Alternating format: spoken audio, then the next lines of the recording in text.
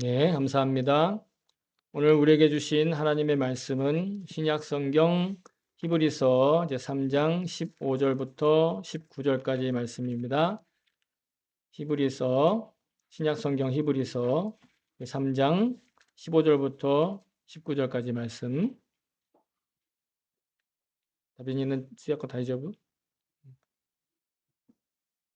자, 찾으신 분들은 자리에서 이렇게 성경을 들고 일어서 주시기 바랍니다.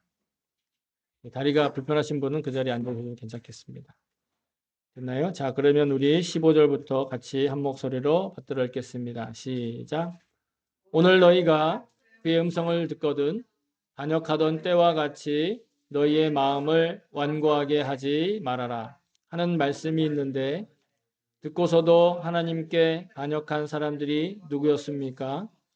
모세의 인도로 이집트에서 나온 사람들 모두가 아니었습니까? 하나님께서 40년 동안 누구에게 진노하셨습니까? 죄를 짓고 시체가 되어서 광야에 쓰러진 그 사람들이 아닙니까? 하나님께서는 누구에게 하나님의 안식에 들어가지 못하리라고 맹세하셨습니까? 순종하지 않은 사람들에게 하신 것이 아닙니까? 결국 그들이 들어갈 수 없었던 것은 믿지 않았기 때문임을 우리는 압니다. 아멘. 주의 말씀입니다. 모두 자리에 앉아 주시기 바랍니다. 네, 제가 설교를 위해서 잠깐 기도하겠습니다. 참 좋으신 하나님, 오늘도 이 귀하고 복된 말씀을 주셔서 감사합니다. 비록 육신의 연약함과 한계를 가지고 있는 인간의 말로 고백하고 또 그런 인간의 귀로 듣게 됩니다. 그러나 우리 안에 영생하시는 하나님께서 성령으로 함께 하셔서 우리에게 놀라운 은혜를 그리고 이미 그 말씀을 들을 수 있는 그런 준비된 영혼을 허락하신 줄로 믿습니다. 성령님께서 우리를 하나 되게 하셨으므로 하나님, 우리가 이 말씀을 하나님의 음성으로 듣고 하나님의 말씀으로 선포할 수 있게 주님 역사하여 주시옵소서. 그런 놀라운 기적의 시간 되게 도와주시옵소서. 감사드리며 모든 말씀 우리 주 예수 그리스도의 이름으로 기도하옵나이다. 아멘. 할렐루야. 감사합니다. 네. 우리가 계속해서 히브리서로 말씀을 나누고 있습니다. 지난 주일엔 하루에 하루만큼씩 하나님께서 베푸신 그 은혜를 우리 성도가 서로 격려하고 독려함으로써 우리 서로 믿음을 지켜나가는 그런 관계에 대해서 그런 공동체에 대해서 하나님이 말씀하시는 음성을 들었습니다. 하나님께서 창조하시고 맡겨주신 그리고 우리에게 허락하신 이 복음의 공동체는 그 안에 살아가는 모든 지체들이 참된 평강과 놀라운 축복을 누리도록 우리를 지켜주시는 영적인 처소가 되는 겁니다. 이 세상 그 어느 것도 영생하는 우리의 영혼을 그 모습 그대로 지켜주고 또 그 능력을 계속해서 공급해주고 그 은혜에 대해서 우리가 받을 수 있는 장소는 교회 이외에는 아무도 없습니다. 심지어 가정도 그런 역할을 하나님께서 원래 주셨지만 그 역할을 제대로 못하고 있는 것이 우리의 현실입니다. 믿음의 공동체인 우리 믿음의 가족이 함께 하나님께서 이미 예비하신 그 놀라운 은혜를 영적인 참된 평강과 능력을 체험하고 체감하는 그런 주인공들로 살 수 있기를 다시 한번 소망합니다. 오늘 15절 보시면 시편 95편 8절의 말씀을 다시 인용하고 있어요. 지난 주일에도 시편 95편의 말씀을 통해서 서로가 격려하는 믿음으로 격려하는 공동체에 대해서 같이 말씀을 주셨거든요. 근데 오늘 8절에 보시면 15절에 보시면 시편 95편의 8절인데 이스라엘 백성이 하나님께 반역했고 또 하나님의 말씀에 순종하지 않았기 때문에 결국 실패할 수밖에 없었다라고 얘기하는데 그 실패의 원인은 뭐다? 바로 완고한 마음, 완악한 마음, 교만하고 굳어있는 마음, 하나님께 열려있지 않고 자신의 안에 갇혀있는 그 마음이다. 이렇게 진단을 하고 있어요. 그러면서 그렇게 하나님을 반역한 사람들이 누구냐? 하나님을 진노하게 한 이들이 누구냐? 결국은 안식에 들어가지 못한 이들이 누구냐? 세 가지 질문을 합니다. 근데 세 가지 질문에 공통된 답은 이스라엘 민족이라는 답이에요.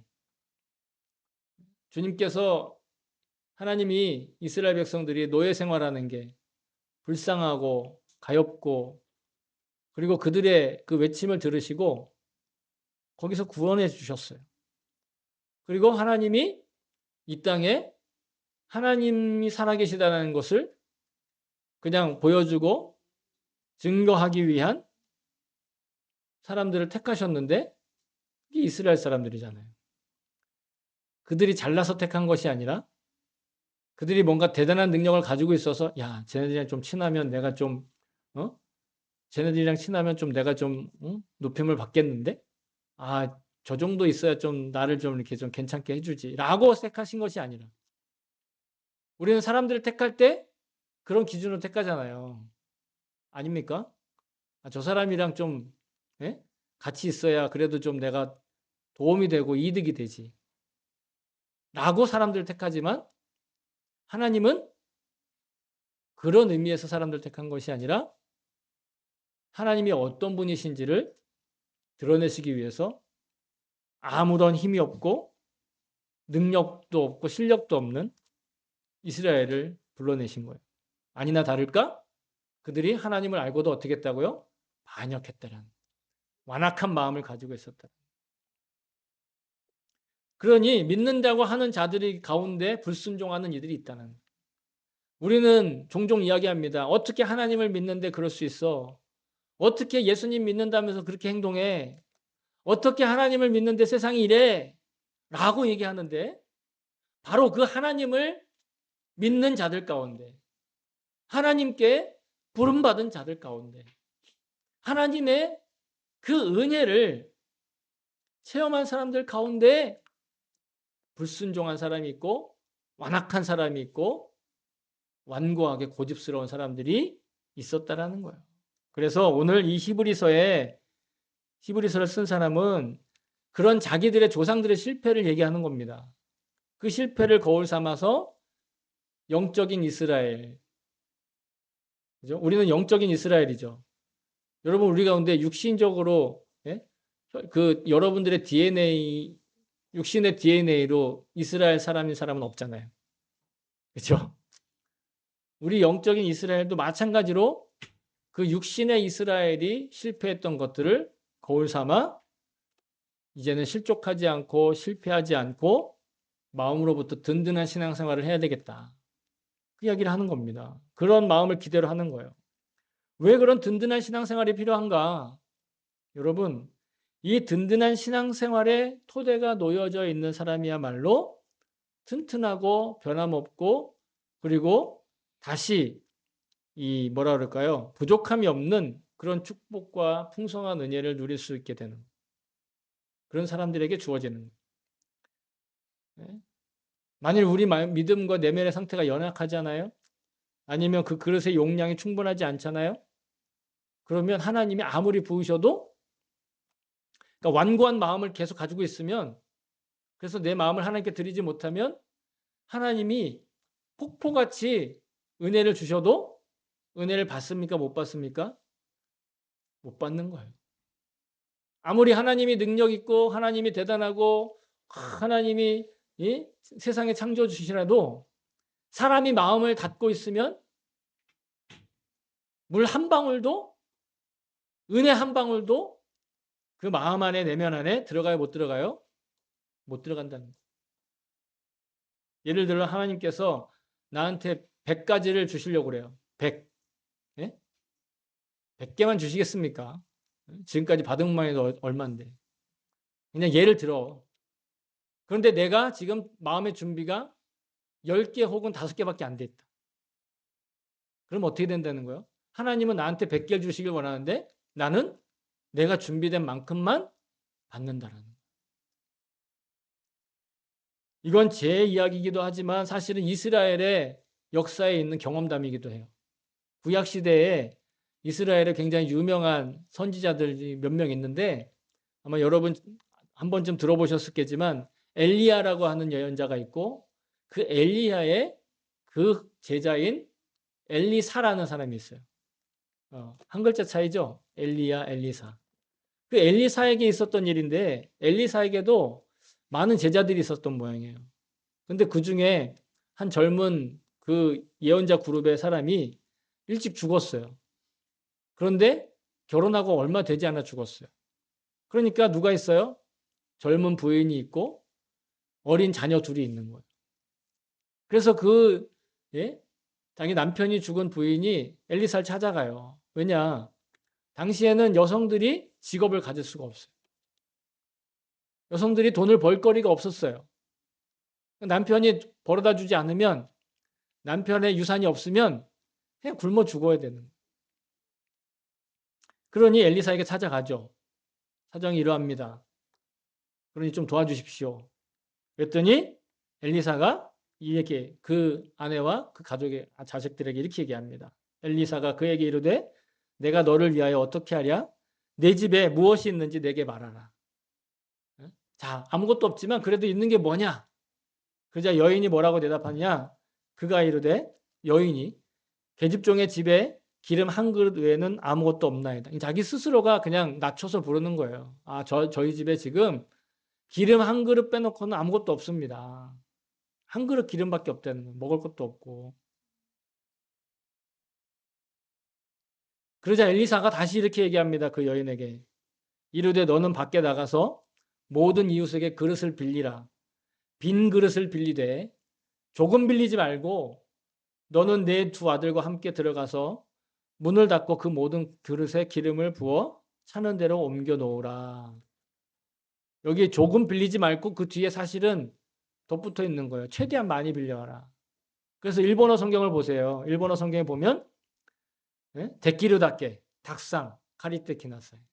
뭐를요? 비어있는 그릇을. 비어있는 그릇을 빌려와야 거기에다가 어떻게 하겠다는 거다? 기름을 채워주겠다라는 거예요. 근데 이 사람들은 기름이 얼마나 있다고요, 지금? 한 그릇 기름밖에 없는데 그릇을 있는 대로 빌려오라는 거예요. 그러면 여러분, 빌리러 나가서 그릇을 많이 빌려오겠어요? 만약에 우리가 믿음이 없다면? 근데 이들에게 믿음이 있었다라는 거예요. 순종하는 마음이 있었다라는 거예요. 그래서 빌려왔어요. 빌려왔는데 얼마나 빌려왔는지는 모르겠어요. 얼마나 빌려왔는지는 모르지만 그들이 엘리사가 시키는 대로 집안에 들어가 문을 닫고 그 하나 남아있던 그릇에 기름에서 빌려온 그릇에다가 기름을 어떻게 해요? 붓기 시작해요. 영인의 집에서 빌려온 거에다 기름 붓고 철순의 집에서 빌려온 거에다 기름 붓고 저 누구네 집에서 빌려온 게 기름 붓고 기름 붓고 기름 붓고 붓다가 보니까 어떻게 해요? 그릇에 다 찬 거예요. 빌려온 그릇을 다 찬 거예요. 그릇에 다 찬지라 여인이 아들에게 이르되 또 그릇을 내게로 가져오라 하니 아들이 이르되 다른 그릇이 없나이다. 다른 그릇이 없는 순간 어떻게 되세요? 기름이 곧 그쳤다. 기적적인 이야기고 놀라운 이야기고 그냥 그런가 보다 하는 그런 이야기일지 모르겠지만 이 이야기가 우리에게 말씀하시는 바는 빌려온 건 다 찼다는 거예요. 이게 무슨 뜻이냐면 내가 구해놓은 모든 빈 그릇은 다 채워주신다라는 거예요. 달리 얘기하면 빌려온 것만큼만 내가 준비한 것만큼만 기름이 채워진다라는 거예요. 내가 준비하지 않은 그릇이 갑자기 뚝 떨어져가지고 거기에 기름이 채워지는 게 아니라 그럼 무슨 우화에 나오는 것처럼 여러분 바다가 왜 짠지 아세요? 바다가 왜 짠지에 대해서 우화가 있는데 어떤 사람이 소금 나오는 맷돌 빌려가지고 훔쳐가지고 가다가 바다 한가운데에서 빠뜨렸는데 그걸 멈추는 주문을 몰라가지고 아직도 돌고 있다는 거 아니에요. 어쨌든 재밌는 이야기이긴 한데 우리가 생각하는 기적은 그거잖아요. 그릇이 있더라도 기름이 계속 넘쳐 나와야 그래야 우리가 원하는 결말이잖아요. 근데 하나님이 일은 그렇게 하시지 않는다는 거예요. 순종의 빈 그릇이 준비한 만큼만 가득 채워진다는 거예요. 그게 채워지면 어떻게 해요? 기름은 거기서 멈추는 거예요. 더 이상 그릇이 없으므로. 그들이 준비하고 마련해 놓은 그릇에 채울 만큼의 기름을 허락하시는 것이죠. 기적이죠. 이 기적을 통해 오늘날 우리에게 무슨 말씀을 하십니까? 내가 준비한 순종의 그릇만큼 은혜의 기름과 축복의 기름과 내가 하나님께로부터 받을 선물의 기름은 채워진다라는 거예요. 아무리 하나님께서 나에게 막대한 은혜를 많은 축복을 준비해 주셨다 하더라도 내가 만약에 그 말씀을 그 명령을 믿지 않고 완고한 마음으로 내 생각에 따라서 순종의 그릇을 준비하지 않으면 빈 그릇을 준비하지 않으면 뭐예요? 채워지지 않는다라는 거예요. 그러나 믿고 계속해서 순종함으로 빈 그릇을 준비하고 또 준비하고 또 준비하면 하나님의 은혜와 하나님의 축복은 어떻다? 계속해서 채워진다는 거예요. 중요한 건 내가 하나님께 대해서 순종할 빈 그릇을 준비하고 있느냐라는 거예요. 이 세상에서 어떻게든 채워지고 이 세상에서 어떻게든 내가 마련하고 이 세상에서 어떻게든 내가 해보려고 하는 그런 완고한 마음 내려놓고 하나님께 순종하며 하나님께 순종하기 위한 빈 그릇. 하나님은요 우리에게 나쁜 것이 아니라 좋은 걸 주시고 싶어 하시는 거예요. 그리고 여전히 우리에게 계속해서 저 하늘에서 저 위에서 붓고 계세요. 야고보서 1장 17절에 보시면 온갖 좋은 은사와 온전한 선물이 다 위로부터 빛들의 아버지께로부터 내려오나니 그는 변함도 없으시고 회전하는 그림자도 없으시니라. 하나님 온전한 영광의 빛이신데 그 영광의 빛이신 하나님께서 지금도 여전히 우리를 채우고 계시고 부어주고 계신다. 우리는 착각하는 거예요. 내 능력만 믿고 내 실력만 믿고. 왜? 내가 준비한 그릇만 채워지니까. 그러니까 내가 한 것처럼 느껴지는 거예요. 아니에요, 여러분. 그 그릇을 내가 준비했던 순종한 빈 그릇을 내가 준비했던 그 그릇을 채우시는 분은 그 좋은 걸로 채우시는 분은 하나님이시다. 아멘입니까? 아멘이 아니세요? 근데 여러분 하나님께서 우리에게 이렇게 순종을 요구하시는 게 어떻게든 괴롭히려고 신앙생활 하는 거 어떻게든 힘겹게 해야 하려고 아니면 나를 억압하려고 제어하려고 내가 함부로 살지 못하게 자유를 뺏으려고 그렇지 않아요. 어떻게 하면 기독교라는 종교에 내가 묶어두고 다른 생활 못하게 하려고 막 그렇게 하는 것은 더더욱 아니다라는 거예요. 오히려 우리는 이미 진리의 복음을 믿고 자유하게 된 존재인 줄로 믿습니다. 요한복음 8장 32절에 보시면 진리를 알지니 진리가 너희를 자유케 하리라. 우리를 진정으로 자유하게 하는 건 복음이신 진리를 알 때라는 거예요. 진리로 인해서 자유할 뿐만 아니라 우리는 반석 위에 세운 집 같은 튼튼하고 안정감 있는 그런 안심하며 살 수 있는 아무런 두려움이 없는 오늘 찬양한 것처럼 아무런 두려움과 염려와 걱정과 탄식과 한숨이 없는 그런 삶은 바로 복음을 반석으로 삼았을 때 예수님 말씀하셨잖아요. 그러므로 누구든지 나의 이 말을 듣고 행하는 자는 그 집을 반석 위에 지은 지혜로운 사람 같으리니 비가 내리고 창수가 나고 바람이 불어 그 집이 부딪히되 무너지지 아니하나니 이는 주추를 반석 위에 놓은 까닭이요. 그 집의 기초를 흙이 아니라 모래가 아니라 푹푹 꺼지는 진흙땅이 아니라 바위 위에 두었기 때문에 반석 위에 두었기 때문에 반석이라는 게 넓다란 바위란 뜻이에요. 반석 위에 두었기 때문에 그러니 순종은 우리에게 절대로 아무로 흔들거나 망가뜨리지 못하는 그런 튼튼한 믿음의 집, 영생의 집을 짓는 토대를 놓는 거예요. 빈 그릇을 준비하는 건 바로 내가 흔들리지 않는 믿음으로 살아가는 바위를 준비하는 거와 마찬가지라는 거예요. 비유라는 걸 잘 들으셔야 돼요. 아, 목사님, 순종이 빈 그릇이라면서요. 왜 갑자기 또 반석이라 그래요? 헷갈리게. 그게 아니라 비유하자면. 내가 순종하는 건 빈 그릇을 준비하는 것 같고, 내가 하나님께 순종하는 건 내 인생이 흔들리지 않는 기초를, 흔들리지 않는 집을 짓기 위한 기초를 놓는 것과 같다라는 거예요. 내 집뿐만이 아닙니다. 예수님은 예수님의 교회를 반석 위에 놓겠다고 하셨어요. 마태복음 16장 18절에 또 내가 네게 이르노니 너는 베드로라 내가 이 반석 위에 내 교회를 세우리니 음부의 권세가 이기지 못하리라. 아멘. 예수님이 세우셨기 때문에 음부의 권세가 이기지 못해요. 일본어로는요.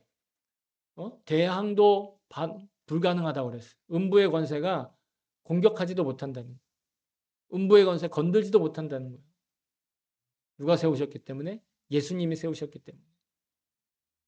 물론 마태복음 7장에 말하는 말씀을 듣고 행하는 자가 놓는 바위와 그리고 베드로의 고백으로 놓여진 바위는 물론 다르죠. 그렇죠? 하나는 믿고 따른 자의 순종의 반석이고 하나는 믿음으로 고백한 자의 반석이잖아요. 그런데 그 두 반석의 그 두 바위의 공통점은 뭐냐? 하나님이 지켜주시기 때문에 절대로 흔들리지 않는다. 하나님이 놓아주신 거기 때문에 하나님이 허락하신 거기 때문에 절대로 무너지지 않는다. 오히려 모든 풍성과 축복을 누리는 기초가 된다. 기준이 된다. 그릇이 된다. 그래서 바울은 우리에게 이렇게 권면합니다. 로마서 6장 16절에 보시면 너희 자신을 종으로 내주어 누구에게 순종하든지 그 순종함을 받는 자의 종이 된 줄을 너희가 알지 못하느냐? 혹은 죄의 종으로 사망에 이르고 혹은 순종의 종으로 의에 이르느니라. 죄에게 매여 있으면 결국 사망, 그냥 사라져 버리는 거예요. 그러나 순종의 종이면 의에 이른다. 영생에 이른다. 이 순종은 누구에게 순종일까요? 하나님께 대한 순종이죠. 예수님의 말씀에 대한 순종인 거예요. 성경이 우리에게 말씀하시는 순종이에요. 그래서 하나님의 말씀에 순종하지 않으면 어떻게 되느냐? 주님이 채우실 축복, 그 풍성함 누리지 못하는 것뿐만 아니라 그냥 세상 사람과 똑같이 살아가는 거예요. 내가 교회를 다니지만 내가 하나님 안다고 하지만 내 마음을 완고하게 하고 순종하지 않고 반석을 놓지 않고 빈 그릇을 준비하지 않으면 누구랑 똑같이 산다고요? 안 믿는 사람이랑 똑같이 사는 거예요. 그러면 안 믿는 사람이 괴로워하는 걸 나도 똑같이 괴로워하는 거예요. 안 믿는 사람들에게 일어나는 일들이 자기에게 위협이 되면 똑같이 그것을 위협당하는 거예요. 이해가 됩니까? 아니, 목사님 어차피 안 믿는 사람이랑 똑같이 당하는데요. 똑같이 당하는 것 같아 또 똑같지 않다니까요. 믿음으로 당하면 불행도 불행이 아니에요. 죽음도 죽음이 아니라는 거예요. 순종하는 이들에게 일상생활에 믿지 않는 사람들과 똑같이 만나는 어려움도 실은 그 어려움으로 끝나지 않고 그 어려움을 통해 우리는 더 강건하고 그다음에 축복이 충만한, 다시 말하면 안 믿는 사람은 인생에 걸림돌을 만나잖아요. 그건 걸림돌이에요. 근데 믿는 사람은 인생에 걸림돌을 만나잖아요. 그건 디딤돌이 되는 거예요. 그 차이예요. 생겨나는 문제는 똑같아요. 생겨나는 어려움은 똑같다고요. 아니 지금 쌀 문제로 일본이 시끄럽잖아요. 쌀 문제로 일본이 시끄럽죠. 쌀 문제로 일본이 시끄럽다고요. 동의하시죠? 믿는 사람이나 안 믿는 사람이나 쌀 문제를 만났어요, 안 만났어요? 똑같이 만났잖아요. 근데 믿지 않는 사람들은 그것이 걸림돌이 돼요. 근데 우리에게는 이건 디딤돌이 되는 거예요. 이건 간증이 될 거예요. 이건 하나님을 드러내는 영광의 기회가 될 거예요. 이건 여러분 정신 승리가 아니에요. 그냥 일반적인 그냥 생각을 달리하는 그게 아니라고요. 정말로 그래요. 우리가 겪는 어려움이, 우리가 겪는 걸림돌이 순종함으로 디딤돌이 될 줄로 믿습니다. 그러면 우리는 어떤 순종을 해야 하고 어떤 순종을 할 수 있는가? 그게 바로 주님의 계명을 그 가르침에 순종하는 거예요. 예수님의 복음을 믿는 순종인 거죠. 요한복음 6장 29절에 보면 예수님이 이렇게 말씀하시거든요. 예수께서 대답하여 이르시되 하나님께서 보내신 이를 믿는 것이 하나님의 일이니라. 누가 물었어요, 예수님한테. 하나님 일이 뭡니까? 하나님께 순종하는 게 뭡니까? 하나님을 따르는 게 뭡니까? 라고 물었어요. 그랬더니 뭐라고 대답했다고요? 하나님이 보내신 이를 믿는 것이 하나님의 일이다는 거예요. 우리에게 원하신 하나님의 일은 한 가지예요. 하나님이 보내신 사람을 믿는 것. 누구? 예수 그리스도. 예수님을 믿고 따르는 것, 예수님의 가르침에 순종하는 것, 그게 하나님의 일이라는 거예요. 예수님이신 복음을 믿고 살아가는 것, 그게 하나님께 순종하는 것. 너무 쉬운데 우리의 마음이 완고해지면 너무 힘든 일이 되는 거예요. 너무 쉽지만 우리의 마음이 완고해지고 완악해지면, 고집이 세면 너무 어려운 일이 되는 거예요. 그러니까 앞으로는 그렇게 말하시면 안 돼요. 알죠, 목사님. 쉬운 일인 거 알죠. 근데 너무 어려워요. 그러면 자기가 얼마나 교만한지를 얘기하는 거예요. 자기가 얼마나 완고한지를 지금 고백하는 거라고요. 그래도 하나님은 여러분을 사랑하실까요? 사랑하시죠, 당연히. 그러니까 말씀을 계속 주시는 거예요, 완고하더라도. 이스라엘은요, 완고한 마음 때문에 다 광야에서 죽었어요. 그런데 우리는 완고한 마음을 가져도 지금 계속해서 기회를 주신다고요. 그러니 낙심하지 마세요. 앞에 우리가 마태복음 7장 27절에 이런 얘기를 했었어요. 예수님의 가르침을 듣고 따르는 자가 반석 위에 집을 지은 자다. 예수님의 말씀을, 예수님이 가르쳐 주신 거, 그걸 듣고 따르는 자가 반석 위에 집을 지은 자다. 예수님의 가르침에 순종하는 것, 이게 예수님을 믿는 건데, 예수님의 십자가 복음을 믿고 예수님이 가르쳐 주신 그 계명에 순종하는 것, 그것이 진짜 능력 있는 삶이고 축복된 삶이고 하나님께서 부으실 그 놀라우신 그 형통함과 하나님이 지금 준비하고 계신 그 놀라운 그 축복을 받을 수 있는 빈 그릇을 준비하고 있는. 그러니 우리는 실천해야 합니다. 어떻게? 하루의 첫 시간을 경건한 시간으로 보내는. 어떻게 경건한 시간으로? 말씀과 기도. 아침부터 말씀과 기도로. 그 말씀이 뭐라고 하는지 이해되지 않더라도 그 말씀을 읽는 시간, 그 말씀 앞에 자신을 내려놓는 시간, 그 시간을 지켜나는. 그리고 내게 주시는 그 감동을 가지고 기도하는 거예요. 이 기도가 뭐 될까? 아니면 이 기도해도 될까? 상관없어요. 우선 하나님께 바라고 기도하는 거예요. 하나님이 주신 말씀을 감동을 붙들고 살아가는 거예요. 내가 그 말씀의 사람이 될 수 있도록 그 말씀이 가르쳐 주시는 것, 그것에 합당한 사람이 될 수 있도록 지금은 아니지만 지금은 내가 안 믿어지지만 그러니까 기도하는 거죠. 내가 그게 된다면 누가 기도를 해요? 그냥 실천하면 되죠. 안 되니까 기도하는 거예요. 모르니까 기도하는 것이고. 하루의 첫 시간에 여러분 뭐 말씀 챌린지 하고 계시잖아요. 그것도 해요. 선포하고 고백하고 하나님 말씀 묵상한 그 묵상에 그 순종하려고. 여러분 그러려면 우리는 하나님이 우리와 함께 늘 임하고 계시나, 즉 임재하고 계신다는 걸 기억해야 돼요. 하나님이 나와 함께 계시다는 걸 기억해야 그래야 우리는 하나님께 기도할 수 있는 거예요. 그렇지 않으면 기도 안 되는 거예요. 그냥 허공에다 대고 말하는 것처럼 느껴지고 내가 미친 거 아니야? 뭐 이렇게 되는 거예요. 근데 하나님의 임재하심을 기억하면 내 기도가 절대로 허공에 울리는 메아리가 아니에요.